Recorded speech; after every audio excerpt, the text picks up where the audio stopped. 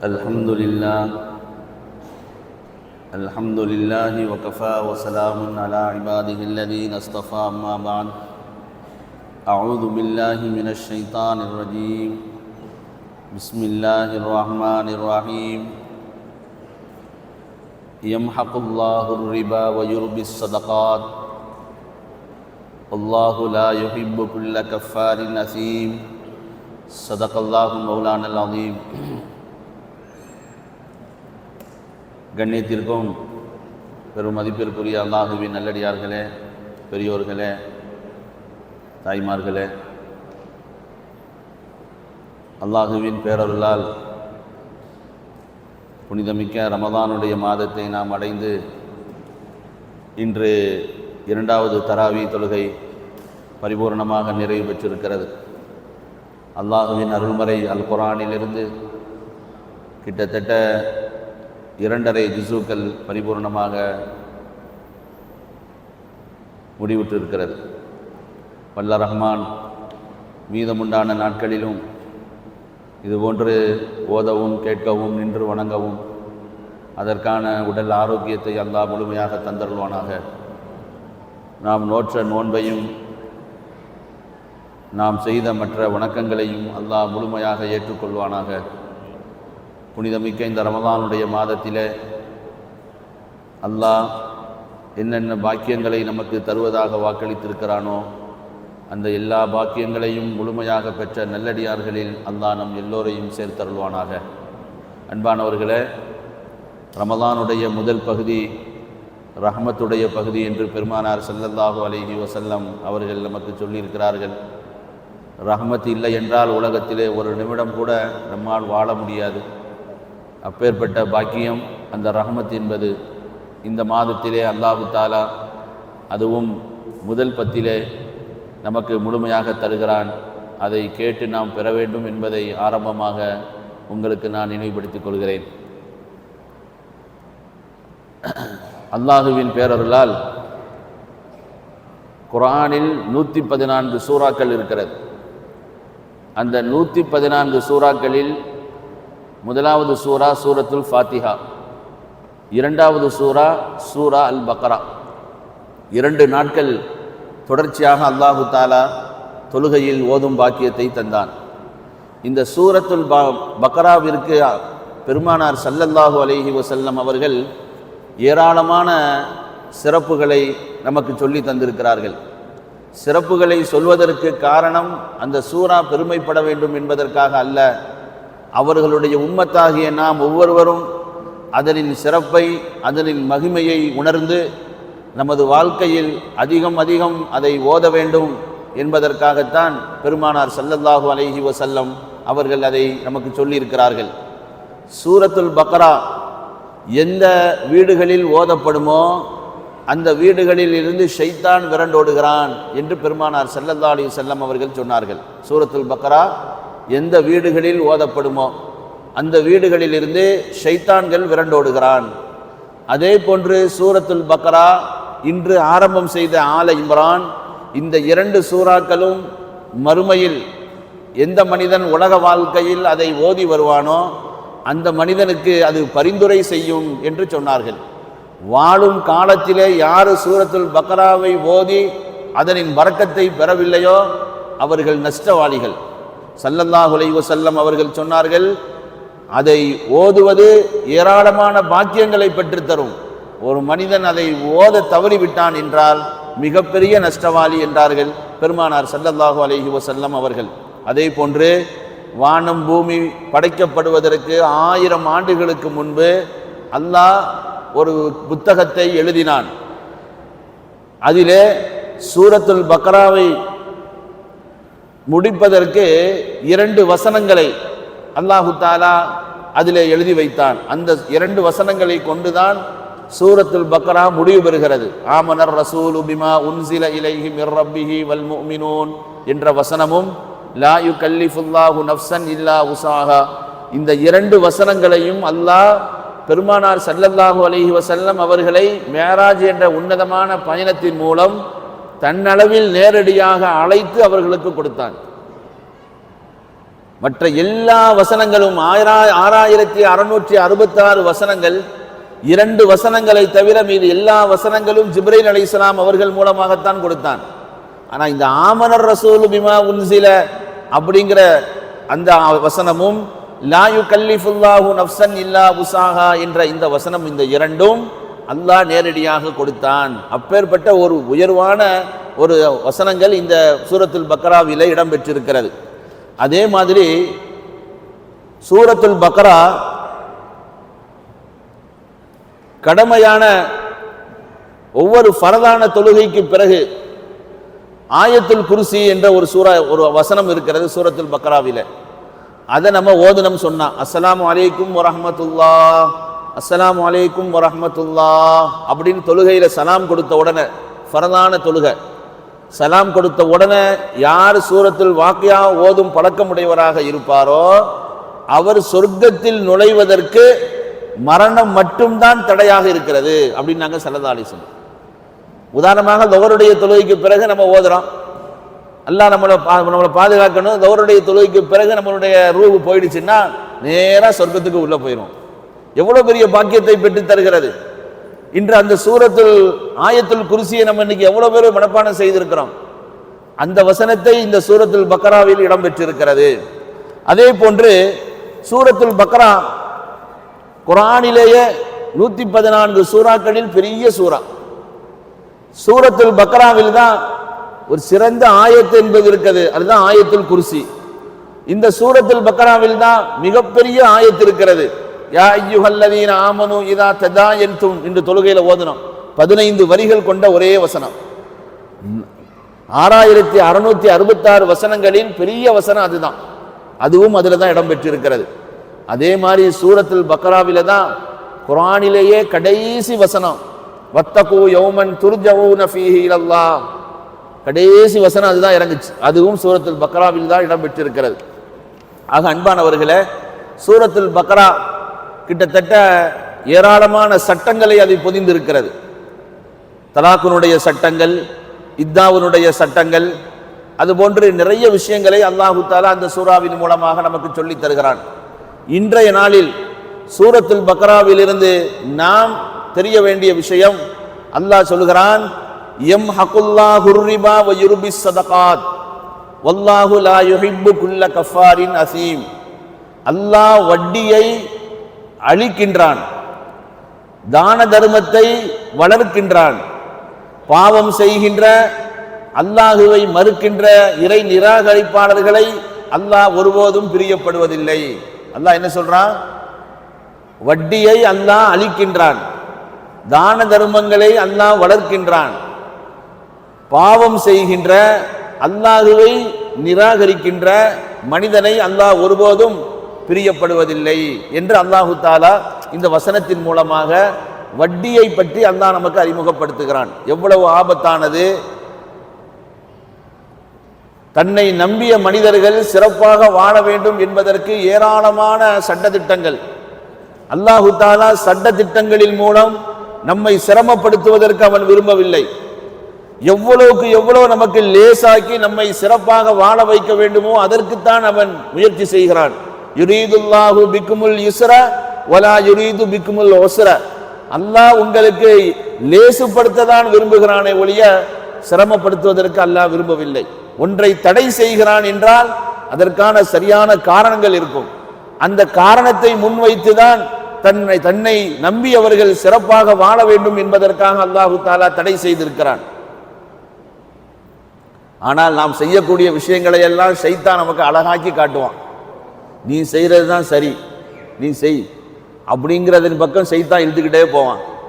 ஆனால் குர்ஆன் ஷைத்தானுடைய வலையில் நாம் சிக்கி விடாமல் இருப்பதற்கு, நம்மை வெளியே கொண்டு வருவதற்கு அது முயற்சி செய்யும்.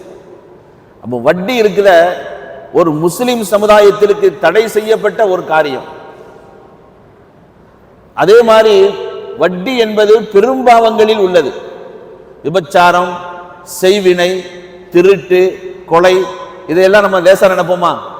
அதோடு சேர்ந்தது தான் இந்த வட்டி. விபச்சாரம், திருட்டு, கொலை, இது எவ்வளவு கொடூரமானதோ கொடியதோ அதே போன்றுதான் இந்த வட்டி.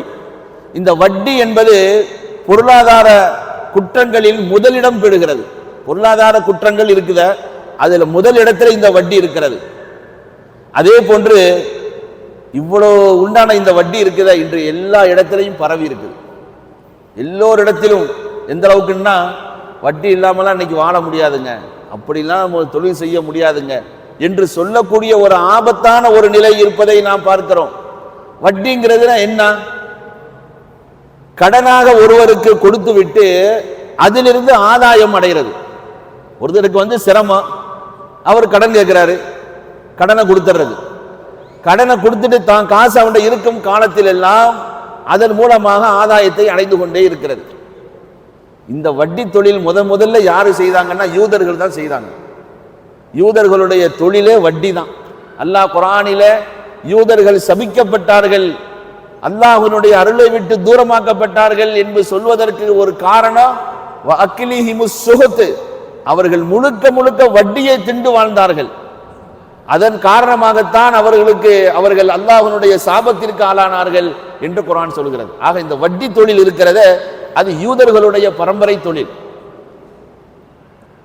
ஆனால் இன்று அந்த வட்டி அல்லாஹுவை நம்பியவர்கள், அல்லாஹ்வுடைய ரசூலால் தடை செய்யப்பட்ட இந்த வட்டி எல்லோரிடத்திலும் பரவலாக வந்துவிட்டது. பெருமானார் ஸல்லல்லாஹு அலைஹி வஸல்லம் அவர்கள் 1400 ஆண்டுகளுக்கு முன்பு சொன்னார்கள், ஒரு காலம் வரும் என்னுடைய சமுதாயத்தில் அவர்கள் யாரும் என்ன செய்ய மாட்டார்கள், வட்டியை விட்டு அவர்கள் தூரமாக இருப்பார்கள்.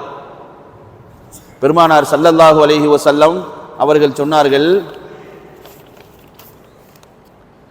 ஒரு காலம் வரும் லா யபகா அஹதுன் இல்லா அகுலுர் ரிபா, எல்லோருமே அந்த வட்டியை சாப்பிடாதவர்கள் யாருமே இருக்க மாட்டார்கள்.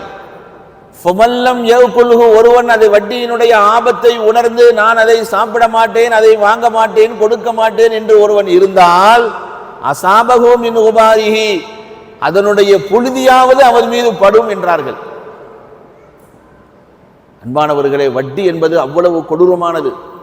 இன்று நிறைய பேர்கள் நம்மிடத்தில் உள்ளக்கூடிய ஆபத்து என்னன்னு சொன்னா, தான் வட்டி வாங்குறது இல்லை, யாராவது ஒரு சிரமம்னா நமக்கு தெரிஞ்சவங்க இருக்கிறாங்க, நான் ஃபோன் பண்ணுறேன் போய் வாங்கிக்கோங்க, ஒரு ஃபோன் பண்ண உங்களுக்கு எவ்வளோ வேணும் வாங்கிக்கோங்க, நம்ம பேரை சொல்லுங்க அப்படின்னு சொல்லி வாங்கி கொடுத்துட்டு இவங்க கம்பெனி இருந்துக்கிறாங்க. வட்டி வாங்குறவன், வட்டி கொடுக்குறவன், வட்டி வாங்குறதுக்கு உதவி செய்கிறவன், அந்த கணக்கு எழுதுறவன், அறிமுகப்படுத்தி வைக்கிறவன், இவன் எல்லாமே குற்றத்தில் சமம் தான். நான் வாங்குறது இல்லைங்க, அவங்களுக்கு தாங்க நான் உதவி செய்து கொடுத்தேன். வாங்குறவனுக்கு என்ன தண்டனையோ அதே தண்டனை தான் அறிமுகப்படுத்தி விடுறது. இன்றைக்கு நம்ம ஆட்கள் நிறைய பேர் அதை விளங்காமல் நம்ம செய்துக்கிட்டு இருக்கிறோம்.